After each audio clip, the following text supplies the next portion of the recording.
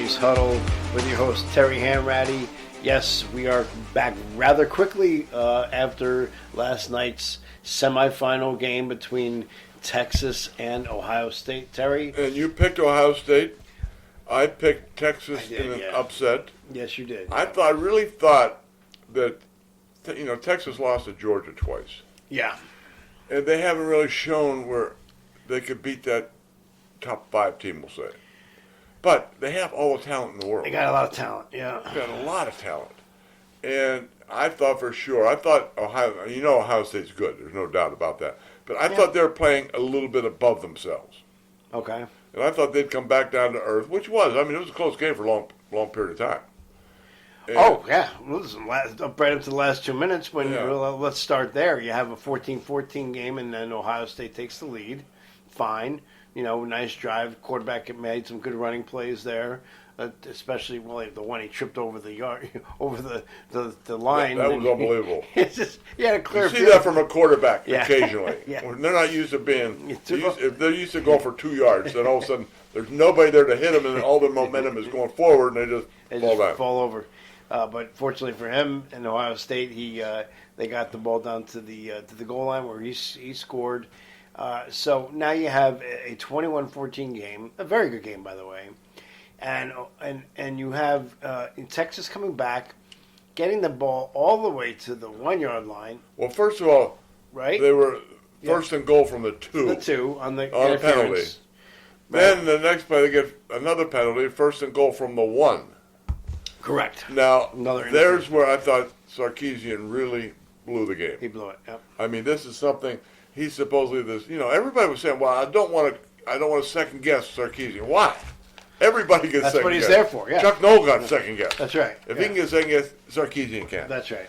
And for him to run, you have a set offense for Arch Manning. Yep. Yes, he fumbled earlier, but you can't. You got to block that out.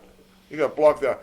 They've been successful bringing Arch in and running the ball, and a game plan to that. You also have a play where Arch fakes the run and throws the ball. Right. You can throw a throwback pass. You can do so many things from Arch there. He's going to drive you crazy in that position because he has his grandpa's speed and his 2 uncles' arm. So that's a pretty good combination. That's not bad at all. That's a good gene. So you can do a lot with Arch. Yeah, you mentioned earlier, which I didn't follow that closely, that he has had tendency to fumble. But you can't be that in your mind. You're playing for the play right now. And the thing to do, you don't run wide against Ohio State, who has all the team speed in the world. They are going to catch you. And you go, why are you doing that? Then you're in this horrible situation. And your former roommate at Ohio State. Boy, oh boy, what a play. Jack Sawyer. He got him. He got him and went for the touchdown. I'll tell you, you couldn't dial it up better for him. Boy, what a play. Knocked the ball out of his hands, bounced right back up to him, and off he goes. You never get a perfect bounce on a football. No. But that was the perfect bounce on a football. It was made to order. But back to that sweep play, that was, a loss of 6 on the play, so you go from the 2 yard line. 1 yard line. First and goal from the 1. So loss of 7, back to the 8. It was, like a jet sweep. It was like, why? It made literally no sense. Don't go east-west when you just need to go north-south. You go up the middle. Jump over the line. One thing that people don't even realize, when you're on the goal line like that, first 1 or 2 yards to go, and you run the ball up the middle, and you get stuffed, right? Yep. Even a yard loss. The best thing you can do is run the same play again. There you go, yeah. Because the defensive lines down there are guessing. Yeah. Because they can't give you a yard. It's touchdown. Right. So they're guessing one way or the other. And if you go 2 plays in a row like that, 80% of the time you're going to walk in the end zone. Because they're angling the other way now, thinking, okay, we stopped them this way. Now they're going to go the other way. Boom, go that way. I remember talking with George Perlis, who was a Steelers. He coached Joe Green and all the guys in the gray steel curtain, and he says, what scares me the most is teams that repeat plays in short yardage. There you go. Because we're just guessing with each other, and they could blow it up for a big one. And people don't realize that. They panic. As soon as they get stuffed at the line of scrimmage on 1st and 10, they go, oh, boy, we'll never run that play again. Yeah. No, run it. You're going to walk in. Yeah, so, I mean, I do think the better team won last night. You know, I know Ohio State has its detractors, as every team does. It's, you know, but, you know, Texas, I mean, that game could have interestingly gone to overtime. Both games really could have gone to overtime. Should have, probably.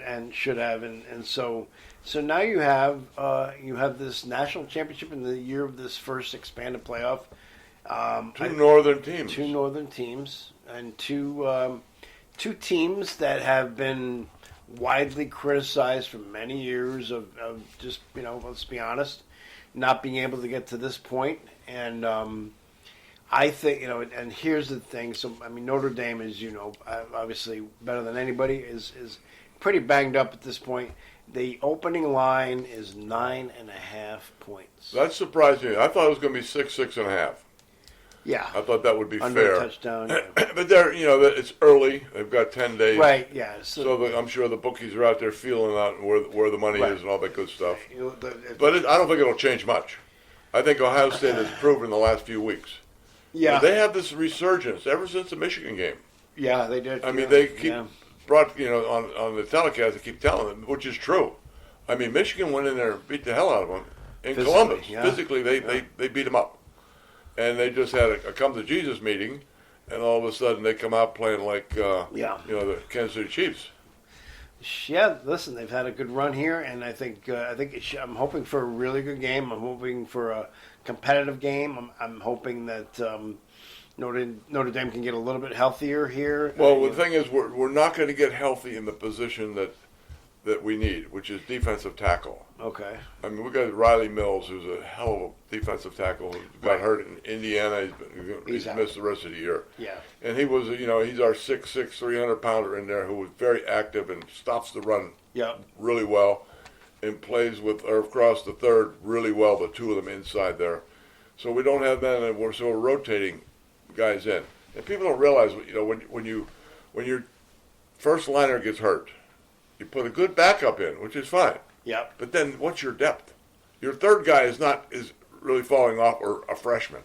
And we're going to have two starting freshmen, or two legit freshmen, you know, starting on the offensive line, too. So it's going to be interesting. That's why the spread is up to 9.5. Spread's 9.5. Let's see where the money goes, because as the money goes, that's where it's going to affect the spread. But we're going to do another podcast before the game, so we can think about it. And we can think about picks and things like that. But as far as just first surface reaction for me, I think in the coaching department, I think Notre Dame has an advantage. Quite frankly, I think Marcus Freeman, and now given a little time to prepare for this game, he knows what. Listen, he's going to know Ohio State is going to be targeting us in this area.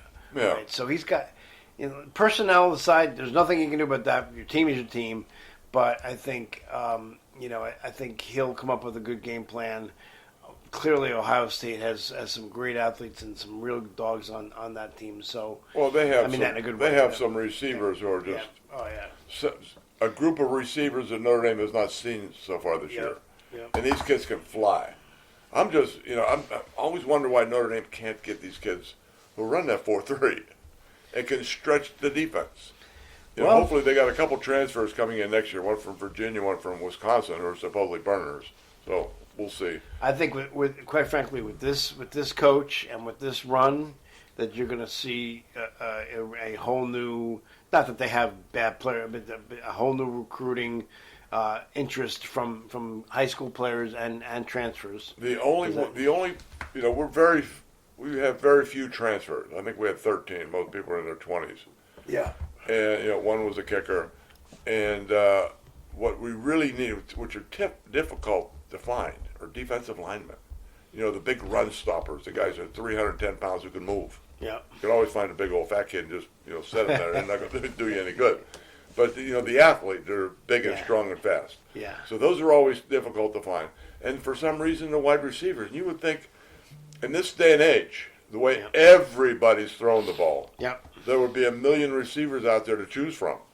But, you know, I guess it's that, you know, that elite group that we're not getting yet. And I think, you know, Marcus, we have offensive line depth. Yeah. Forget about this game coming up. Yeah. When everybody's healthy next year, we are going to be phenomenal. Yeah. We're too deep, 2 starting units. That's how deep we're going to be, and good. Plus 3 guys coming in, true freshmen next year, that are just 4 or 5 star kids. And so he did the right thing, build up the offensive line. Mm-hmm. He's got the linebackers. These kids can fly around there, but you got to be able to stop that. You can't give that running back the hole. And then you're making tackles out there 8 and 12 yards down the field. That doesn't work. Right. So, in the defensive backs, I mean, we have as good as defensive backs as anybody in the country. Got some really good. And the best one is Hurt, so he'll be back next year. He was All-American last year as a freshman. So it's going to be next year. I think we're going to be even better than we are this year. But well, listen, you have okay. I hear you. I would just say this: you're here now. You're in the championship game. Yeah. You're on the merry-go-round, and you have a chance at that brass ring. You grab it, right? Next year's next year. Don't worry about that. I'm sure you never know what's going to happen next year. You don't know what's going to happen next year. So you have a chance at that brass ring. I don't care what the spread is. I don't care who what the talent says, because we know in a game like this, that first quarter is going to be nerves. So maybe feeling each other out. So and they got to do what I wanted them to do last week. Yeah. And I've said it all along. I mean, we have 3 really good tight ends. Yep. And they started out the game, they threw the first pass, play action, hit the tight end. I'm like, whoa. Yeah. I'm looking like a hero. Then all of a sudden, what, did it put the guy on the bench? I mean, it didn't touch him. And even more important than him catching it, we have young kids at the offensive tackle position.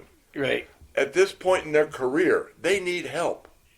And the best thing you can do is you put a tight end beside them. You got these great rush guys. The kid from Penn State is phenomenal. He's going to be top 5 pick. Yeah. So you're not out there chipping him like they do with Watt for the Steelers. Yeah. You got to chip this guy because you can't put anybody on an island with them. Well. So why they didn't do that, I don't know. But to give them a little more protection, a little more, build some confidence up. Let's think about this for a second and revisit this after the game. What position player was getting open last night for Texas? A couple times, big plays, the tight end. Yeah. So Ohio State was really not paying attention to No, so ignored him totally. Yeah. And we have the kid is the tight end. I forget his name, Evans. He was 1-2 with the kid from Penn State. Yeah. And when they're coming out of high school. Okay. But our guy got hurt real early. And so he's just coming back now. Yeah. And the kid has really good hands, and he's big and strong and fast, all those things you want. Get him the ball. Get him the ball. Get him the ball. Show me the money. And Penn State got us a couple times. One thing I was wanting to Notre Dame to do for the last 10 years, put in a slow screen. Where, everybody knows the bubble screens where everybody throws that ad nauseum. And you put in that slow screen where you fake the bubble screen, then you back up a couple, then you dump it over their head. There's nobody there. There. And Penn State had 2 big gainers against us, and I'm going there. That's exactly what I want to do. Penn State's doing it.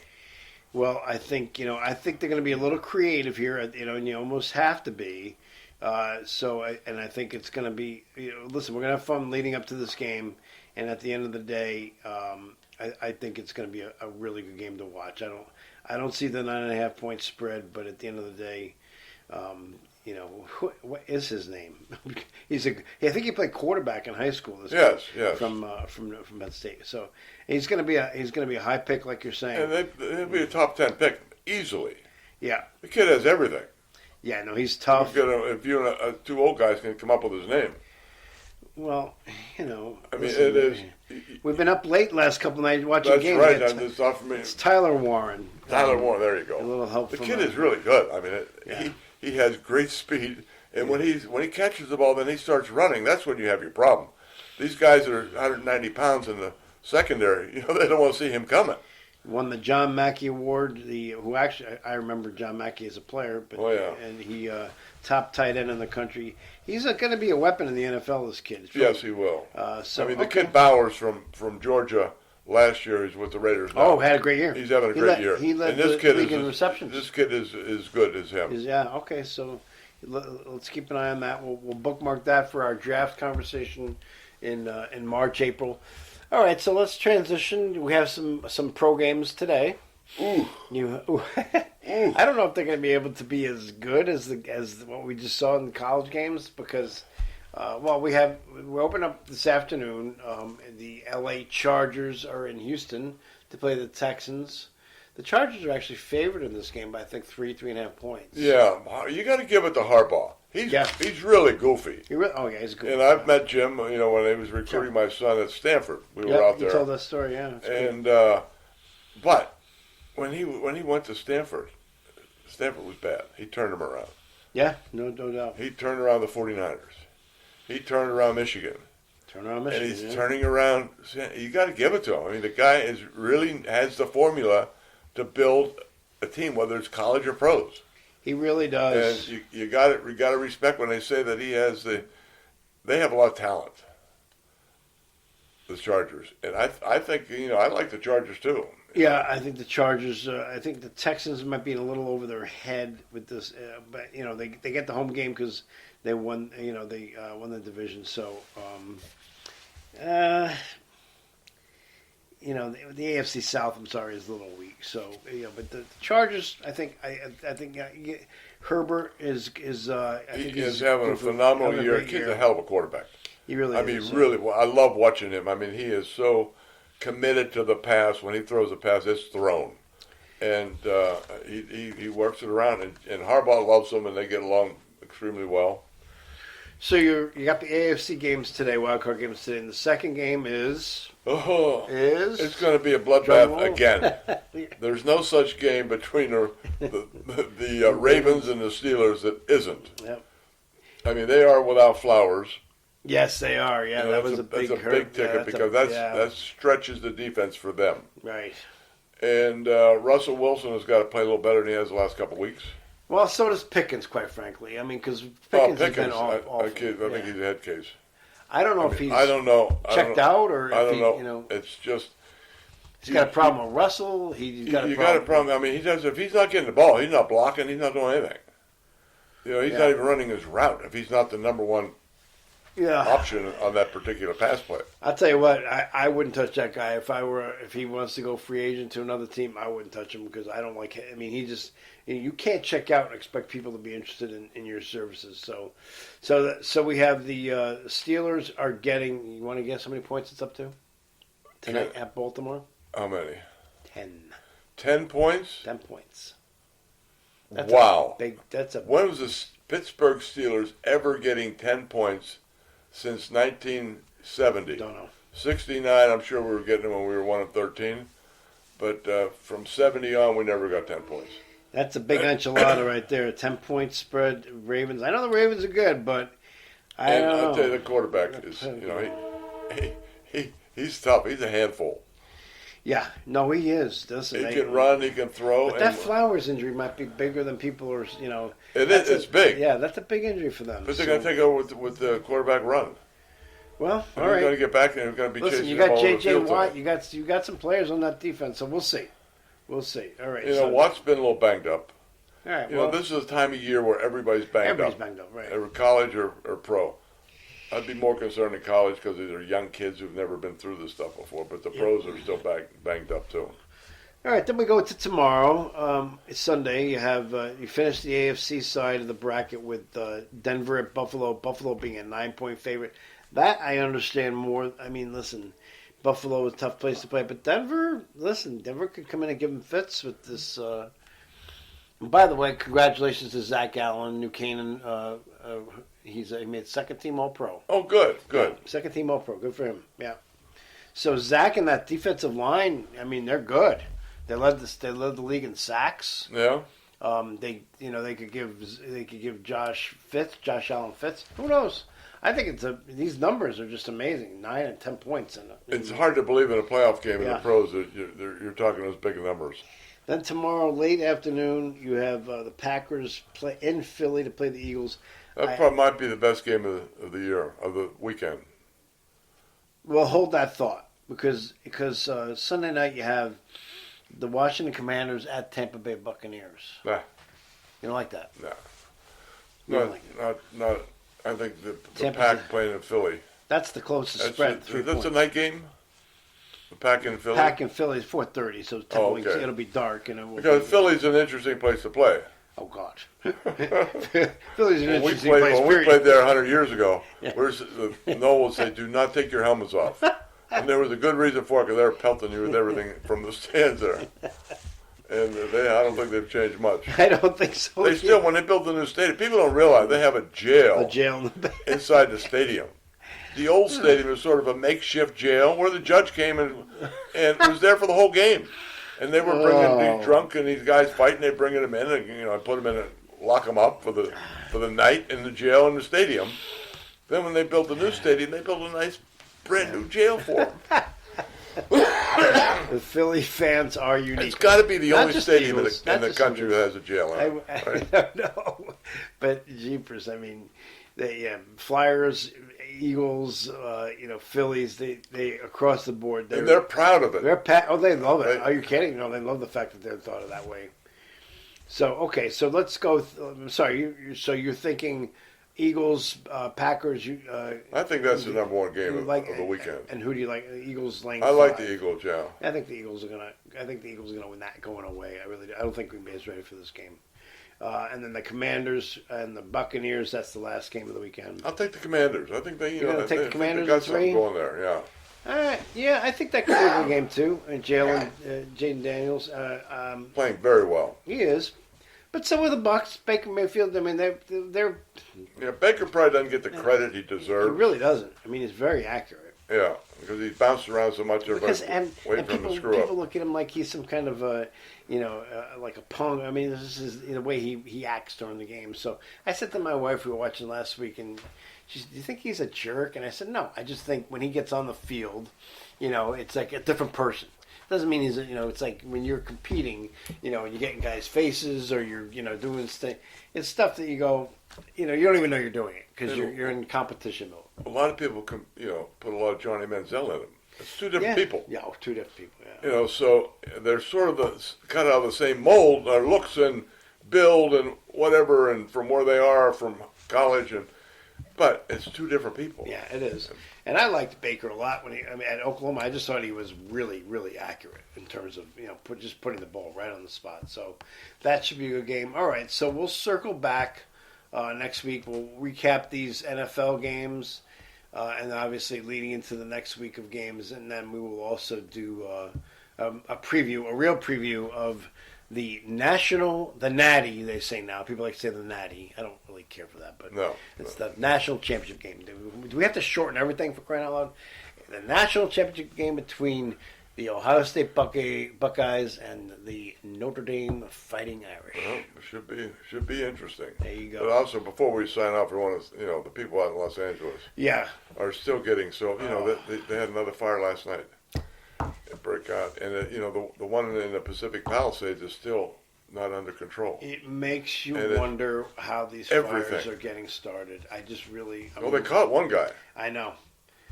And how could one person do that? Maybe it's more than one person. Maybe this is a the concerted mentality effort. of it. I mean, it's wipe out. I mean, how many lives terrorism. he just ruined? Lives, animals. People don't talk about the animals. Yeah. I mean, the animals. I mean, they are. What do you think happened to them? I mean, they are. Terry Bradshaw's wife, Tammy, she put on Facebook that there was a rancher who has a horse area, and he had all these trucks. If you have your horses are in danger, I'll take them for nothing, put them in my property. Nice. And keep them there. Make them still safe until ready to go back. Yeah. So she's been doing a good job with that. I keep seeing her on Facebook, and I mean that's really. Yeah. I mean, these animals, they have nowhere to go. They don't know where they're running into arms. They're running. Yeah, it's just absolutely horrible. It's the whole thing. And the whole thing, and like we talked about my buddy his family had 4 houses wiped out in Pacific Palisades. 4 houses. Yeah. He and his 3 daughters, they all living within a mile radius, and it's devastating, and it's just a loss of everything. It's a loss of everything, and it's not. This is probably. Don't take this the wrong way, but I see how many celebrities have lost their houses. fine, and I feel bad for them just as much as anyone. But at the end of the day, the celebrities have a lot of money. Most of them, they can rebuild, or they have other houses in other areas of the world. It's really the people who, I mean, there's not going to be any insurance money. They've already been told that, or they've been dropped. These people are, I mean, they're out. They're out on the street. Yeah. They have no, and the thing is, they're either dropped by the insurance company or couldn't afford it. Exactly. And some of these people have been living at Pacific Palisades for 50 years. Yeah. They could afford back then to buy the house. It's appreciated a lot. Sure has. They don't have insurance, but now it's gone. Gone. They have no place to go. And and then there are people going in and looting. I mean, Yeah, they've caught 44 people looting now. It's up to 44. They should be shot. The guy that set the fire and them all should be shot. Forget about this stuff. Everybody line up against the wall. Yeah, enough of this, slap them on the hands and No, okay, it's not funny. But no, let the rest of the world pay for it. I mean, it's crazy. It's sickening, and I'm so sorry. And we're all just really, I mean, kind of. Every time I just turn on the news, I just look at this stuff hour after hour, and it's devastating. It's devastating. It's a war-torn area. It really is. It's horrible. It's horrible. So, all right. On that note, we'll pick it up later this week. Everybody enjoy your weekend. Have a wonderful, enjoy the football games today and your Sunday, and ND Ohio State. Looking forward to that. Terry signing off. Have a great day.